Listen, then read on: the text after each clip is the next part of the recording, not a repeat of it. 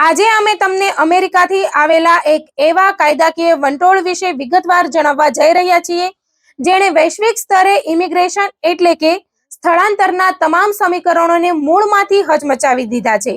જો તમારું કોઈ સગા સંબંધી અમેરિકામાં રહે છે, જો તમારું સંતાન ત્યાં ગ્રીન કાર્ડ કે કાયમી વસવાટની રાહ જોઈ રહ્યું છે, અથવા જો તમે ભવિષ્યમાં અમેરિકા જવાનું સપનું જોઈ રહ્યા છો કે પછી તમે અમેરિકામાં જ રહો છો, તો આજનો આ અહેવાલ તમારા માટે સૌથી મોટો ચેતવણી રૂપ સંકેત છે।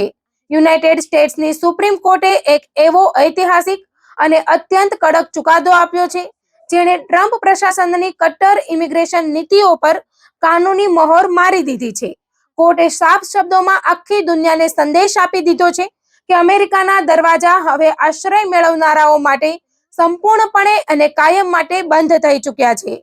9 જજોની બનેલી યુએસ સુપ્રીમ કોર્ટે 6-3 સ્પષ્ટ બહુમતથી આ ચુકાદો આપ્યો છે, જેમાં કન્ઝર્વેટિવ જજોની પેનલે સરકારના પક્ષમાં ચુકાદો આપતા અગાઉની તમામ નીચલી ફેડરલ કોર્ટોના આદેશોને રદબાતલ ઠેરવ્યા છે। આ અગાઉ નીચલી અદાલતોએ માનવતાવાદી ધોરણે સરકારના કડક નિર્ણયો પર સ્ટે આપ્યો હતો, પરંતુ હવે સુપ્રીમ કોર્ટે ટ્રમ્પ પ્રશાસનને અપ્રતિમ અને અનિયંત્રિત સત્તા આપી દીધી છે। આ ચુકાદાનો સૌથી મોટો અને તાત્કાલિક ઝટકો અમેરિકામાં રહી રહેલા લાખો હૈતી અને સિરિયાના નાગરિકોને લાગ્યો છે। આ લોકો અત્યાર સુધી ટેમ્પરરી પ્રોટેક્ટેડ સ્ટેટસ એટલે કે ટીપીએસ કાયદા હેઠળ અમેરિકામાં કાયદેસર રીતે વસવાટ કરી રહ્યા હતા અને નોકરી કરતા હતા। ટીપીએસ એ અમેરિકાનો એક એવો કાનૂની પ્રોગ્રામ છે જે અંતર્ગત જો કોઈ વિદેશી નાગરિકના દેશમાં યુદ્ધ, ગૃહયુદ્ધ કે ભયંકર કુદરતી આપત્તિ આવી હોય તો અમેરિકા તેમને માનવતાના ધોરણે પોતાના દેશમાં આશ્રય આપે છે અને તેમને પાછા મોકલતું નથી। પરંતુ સુપ્રીમ કોર્ટના આ ચુકાદા બાદ ટ્રમ્પ પ્રશાસનને આ માનવતાવાદી સ્ટેટસને સામૂહિક રીતે રદ કરવાની અને આ લાખો લોકોને તાત્કાલિક તેમના દેશમાં પાછા ધકેલી દેવાની એટલે કે ડિપોર્ટ કરવાની સંપૂર્ણ આઝાદી મળી ગઈ છે। સુપ્રીમ કોર્ટે પોતાના ચુકાદામાં બહુ મોટી વાત કહી છે કે અમેરિકન કાયદા અનુસાર કોઈ પણ ફેડરલ કોર્ટ કે જજ સરકારના આ પ્રકારના ઇમિગ્રેશન અને ડિપોર્ટેશનના નિર્ણયોની ન્યાયિક સમીક્ષા એટલે કે જ્યુડિશિયલ રિવ્યુ કરી શકે નહીં। આનો સીધો અર્થ એ થયો કે રાષ્ટ્રપતિ અને તેમનું પ્રશાસન ઇમિગ્રેશન મામલે જે પણ નિર્ણય લેશે તે જ આખરી ગણાશે અને તેની વિરુદ્ધ કોઈ કોર્ટમાં અપીલ થઈ શકશે નહીં।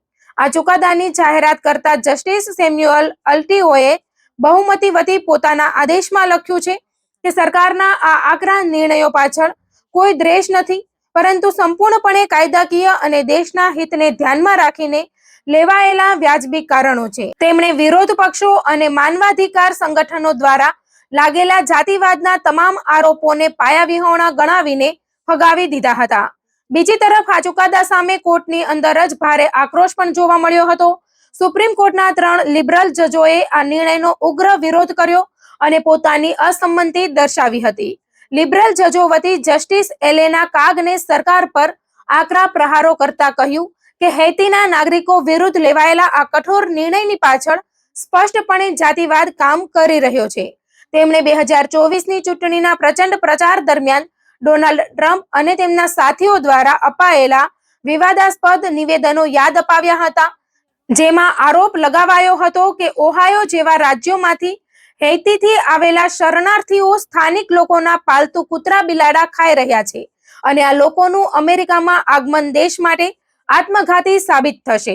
જસ્ટિસ કાગને ચિંતા વ્યક્ત કરી કે આવા નિવેદનો અને પૂર્વગ્રહોના આધારે નીતિઓ ઘડવી એ અમેરિકાના બંધારણીય મૂલ્યોની વિરુદ્ધ છે, પરંતુ કોર્ટની આ દલીલો વચ્ચે વ્હાઇટ હાઉસનું વલણ અને એક્શન પ્લાન અત્યંત આક્રમક છે। વ્હાઇટ હાઉસના વરિષ્ઠ ઇમિગ્રેશન સલાહકાર સ્ટીફન મિલરે આ જીત બાદ એક સત્તાવાર અને અત્યંત કડક જાહેરાત કરી છે। મિલરે સીધા શબ્દોમાં ચેતવણી આપી છે કે અમેરિકા હવે આશ્રય શોધનારાઓ માટે અસ્લાયમની પ્રક્રિયા સંપૂર્ણપણે બંધ કરી રહ્યું છે। તેમણે કહ્યું કે ટીપીએસનો લાભ લઈ રહેલા હૈતીના તમામ શરણાર્થીઓ હવે ઇજ્જતભેર પોતાના દેશ પાછા જતા રહેવું જોઈએ, કારણ કે અમેરિકા હવે તેમને વધુ સાચવવા તૈયાર નથી। જ્યારે પત્રકારોએ તેમને પૂછ્યું કે હૈતીમાં અત્યારે ભયંકર ગેંગ વોર, હિંસા અને અરાજકતા ચાલી રહી છે, ત્યાં માસૂમ લોકોને પાછા કેવી રીતે મોકલી શકાય, ત્યારે સ્ટીફન મિલરે બહુ જ આંચકાજનક દલીલ આપતા કહ્યું કે અમેરિકાના શિકાગો જેવા પોતાના કેટલાક મોટા શહેરોના અમુક વિસ્તારોમાં પણ હૈતી જેટલો જ ભયાનક ગુનાખોરીનો દર છે. તો શું અમે શિકાગો ખાલી કરી દઈએ છીએ? તેમણે સ્પષ્ટ કર્યું કે વિદેશોની આંતરિક અરાજકતા એ અમેરિકાની જવાબદારી નથી. આ સાથે જ પ્રશાસને ત્રીજા દેશો સાથે કરેલા સેફ થર્ડ કન્ટ્રી કરારોને વધુ મજબૂત બનાવવાની જાહેરાત કરી છે, જેથી કોઈ પણ શરણાર્થી અમેરિકાની ધરતી પર પગ ન મૂકી શકે અને તેમને રસ્તામાંથી જ અન્ય દેશોમાં મોકલી દેવાય. Acting US attorney general Todd Blanche પણ સરકારનો પક્ષ રાખતા જણાવ્યું કે ટીપીએસનું નામ જ પ્રોટેક્ટેડ સ્ટેટસની આગળ ટેમ્પરરી એટલે કે કામચલાઉ લગાવેલું છે. તેનો મતલબ એ ક્યારેય નહોતો કે આ લોકોને અમેરિકામાં કાયમી વસવાટ કે ગ્રીન કાર્ડ મળી જશે. દર્શકો, આ આખો મામલો માત્ર 2 દેશો પૂરતો સીમિત નથી. આ કાયદાકીય ફેરફારની ભયાનક અસરો સમજીએ તો હાલમાં અલગ અલગ 17 દેશોના અંદાજે 13 લાખ એટલે કે 1.3 મિલિયન જેટલા ઇમિગ્રન્ટ્સ આ કાયદાકીય છત્રછાયા હેઠળ અમેરિકામાં જીવી રહ્યા હતા. આ 13 લાખ લોકોમાં હજારો એવા પરિવારો છે જેઓ વર્ષોથી અમેરિકામાં ટેક્સ ભરે છે, તેમના બાળકો ત્યાં ભણે છે અને હવે અચાનક તેમના માથે ગમે ત્યારે દેશ નિકાલ થવાનું મોટું સંકટ આવી પડ્યું છે. અમેરિકાના હૈતી સપોર્ટ સેન્ટરના સહસ્થાપક વિલ્સ ડોર્સેનવિલે આ ચુકાદાને માનવતા પર કલંક ગણાવતા કહ્યું કે હૈતીમાં લોકો ભૂખમરા અને હિંસાથી મરી રહ્યા છે અને અમેરિકાનું આ પગલું હજારો પરિવારોને મોતના મુખમાં ધકેલવા સમાન છે. પરંતુ ટ્રમ્પ પ્રશાસન અને સુપ્રીમ કોર્ટ અહીં જ ન અટક્યા. સુપ્રીમ કોર્ટે વધુ એક અલગ 6-3ના ચુકાદામાં સરકારની સૌથી વિવાદાસ્પદ બોર્ડર નીતિ, જેને મિટરિંગ પોલિસી કહેવામાં આવે છે, તેને પણ સંપૂર્ણપણે કાયદેસર અને યોગ્ય ઠેરવી દીધી છે. આ મિટરિંગ પોલિસી શું છે તે ખાસ કરીને આપણા એવા ભારતીય યુવાનોએ સમજવાની જરૂર છે જેઓ એજન્ટોના ચક્કરમાં આવીને ગેરકાયદેસર રીતે સરહદો પાર કરવાનો પ્રયાસ કરે છે. આ નીતિ હેઠળ જ્યારે પણ અમેરિકા અને મેક્સિકોની સરહદ પર શરણાર્થીઓની ભીડ વધે અથવા ઇમિગ્રેશન સિસ્ટમ પર દબાણ આવે, ત્યારે અમેરિકાના બોર્ડર સિક્યોરિટી ઓફિસરોને એ કાનૂની સત્તા મળી જાય છે કે તેઓ બોર્ડર પોસ્ટ પર આવતા કોઈ પણ વ્યક્તિને ત્યાં જ રોકી શકે છે. અધિકારીઓ તેમની આશ્રય મેળવવાની અરજી સ્વીકારવાનો કે તેને પ્રોસેસ કરવાનો અનિશ્ચિત સમય માટે ઇનકાર કરી શકે છે અને તેમને બોર્ડરની બહાર જ રાહ જોવાની ફરજ પાડી શકે છે.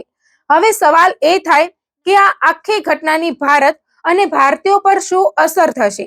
તો તમને જણાવી દઈએ કે છેલ્લા કેટલાક વર્ષોમાં ગેરકાયદેસર રીતે ડોંકી ફ્લાઇટ્સ દ્વારા કે મેક્સિકો બોર્ડર ક્રોસ કરીને અમેરિકામાં ઘૂસણખોરી કરનારા ભારતીયોની સંખ્યામાં મોટો ઉછાળો આવ્યો છે.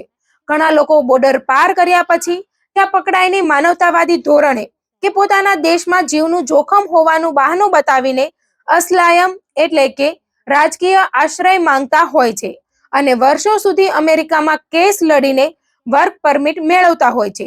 પરંતુ સુપ્રીમ કોર્ટના આ ડબલ ચુકાદાએ હવે એવા તમામ શોર્ટકટ રસ્તાઓ કાયમ માટે બંધ કરી દીધા છે. મિટરિંગ પોલિસીને કારણે હવે ભારતીયો સહિત કોઈ પણ દેશના નાગરિકને બોર્ડર પર જ રોકીને પાછા ધકેલી દેવાશે અને તેમની કોઈ સુનાવણી થશે નહીં. વળી જો કોઈ ગમે તેમ કરીને અંદર ઘૂસી પણ ગયું તો પ્રશાસન પાસે કોર્ટના હસ્તક્ષેપ વિના તેમને સીધા ડિપોર્ટ કરવાની અનલિમિટેડ પાવર આવી ગઈ છે. ટૂંકમાં કહીએ તો હવે અમેરિકામાં ગેરકાયદેસર રહેવું કે આશ્રયના નામે કાયમી વસવાટ મેળવવો અશક્ય બની ગયો છે. અમેરિકા માત્ર અને માત્ર લીગલ અને હાઈ સ્કિલ્ડ ઇમિગ્રન્ટ્સ માટે જ દરવાજા ખુલ્લા રાખવા માંગે છે. બાકીના તમામ સેવિંગ પ્રોગ્રામ બંધ થઈ ગયા છે. વૈશ્વિક રાજનીતિ અને ઇમિગ્રેશન કાયદાના આ સૌથી મોટા ન્યૂઝ અપડેટ પર અમારી નજર સતત બનેલી રહેશે.